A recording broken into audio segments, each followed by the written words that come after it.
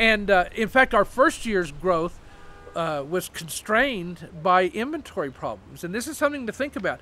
When we got our bright idea for starting this food co-op, all of the production decisions, like for the cattle people and stuff like that, had been made well before that. Because, you know, from the moment that a calf is a fetus to the time that it's hamburger in my freezer is at least 18 months and usually more like 2 years, and there's just no way to speed that up. And so we might have several producers selling a hamburger, but then they would run out, or one of them would run out, and we were saved by the fact that we had several producers that were selling products and new producers coming in all the time, which was another big issue early on. A lot of our producers wanted us to limit the number of people who could sell in any given product category, but the customer side of the co-op was opposed to that, and I think that that's one of the decisions that if we'd made differently would have doomed us, because we would have, well, first of all, by allowing an unlimited number of producers to sell any given product category, you attract more customers, because customers want choice.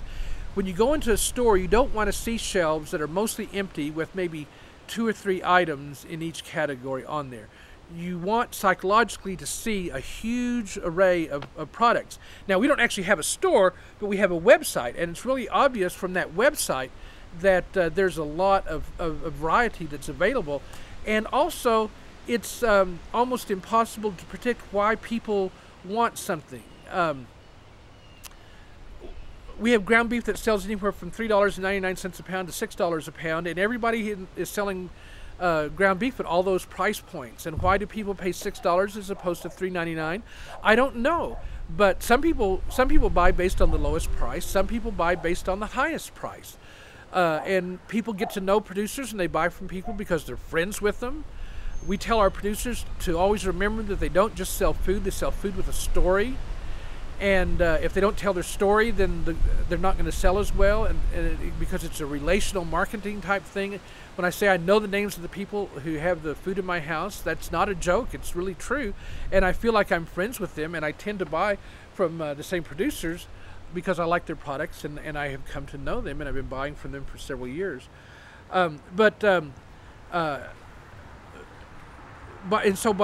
customers like the fact that there's many choices. Some of the producers predicted that there would be various doom scenarios that would happen, that someone would come in and reduce his or her price and drive all the others out and then raise his price up really high. And we're still waiting for that producer to come into the co-op, because it hasn't happened. A producer who severely undercuts what other producers have to sell either has a huge amount of product, or they're just leaving money on the table because they're stupid. You know, because I can't imagine why else they would do that. And generally there's no one that has so much product that they could afford to discount it anyway, because one of the things that we tell producers is in developing their prices, they have to take into account their cost. And they can't think that they're going to compete with the Walmart price, because if people want Walmart price and convenience, they'll go to Walmart. And the people who come to the Oklahoma Food Co-op want something different. And we're not going to even try to compete with Walmart or any other big box store, not just to pick on them, because there's no point, because that's not what our people want. They don't want mystery food. They want a relationship with the people. They want to know where their food comes from. And so within the food co-op, we have what amounts to kind of a free market within our standards. You can't have any concentrated animal feeding operation things. You can use chemical fertilizers and pesticides and herbicides, but you have to declare that. You have to tell your customers and be completely transparent. And so that actually created an economic incentive for producers to be more organic and more natural. And we find producers that come in and they're conventional producers, but as they get to know the co-op more and have more experience, they become more natural and start talking about that more, because their sales go up that way. So, and then it also helps by having a multiple producers in product categories. You guard against sudden collapses. One of our really big producers recently there were some issues, and one month he was there, and the very next month he had sold his business and was out of business. And that happens. And yet, because we had many other producers that were selling beef and the things that he was selling, we were able to not have a crisis.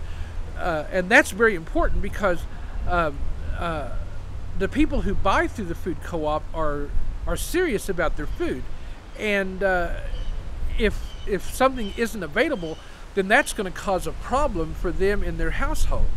And so they have to deal with that. And so that is a protection against the sudden collapse of any one producer, because you never know when that's going to happen. And so so having the multiple producers that sell in a product line is actually a very helpful thing for the ongoing sustainability of the co-op.